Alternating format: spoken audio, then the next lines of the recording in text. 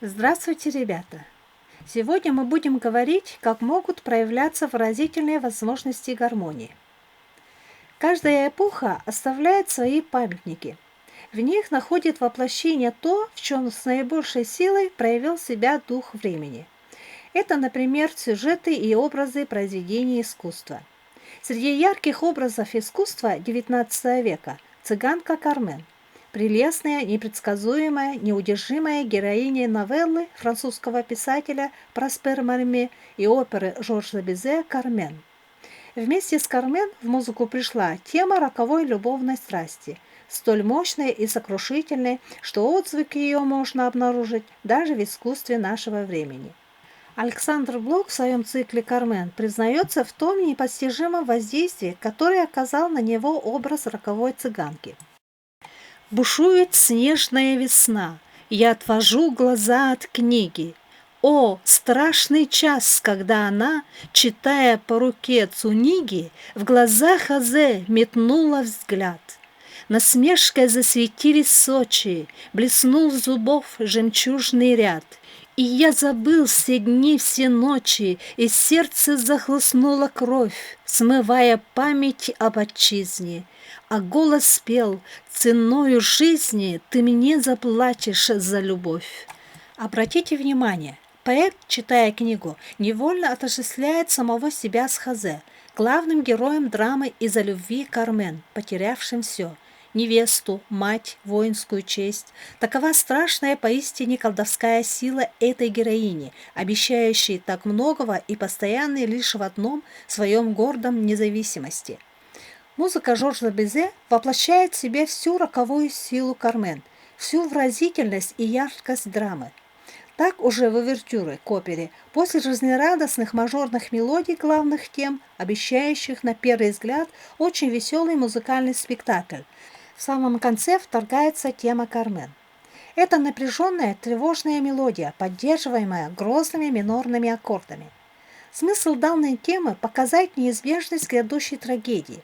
И как бы ни развивался дальше музыкальный сюжет оперы, слушатель уже находится во власти этой музыки, соединившей в себе неизбежность гибельных чувств героев и предсказание их будущей трагедии. Важно и то, что тема Кармен – единственная во всей увертюре, отступающая от царящего в ней мажорного лада и построенная на звуках так называемой цыганской гаммы.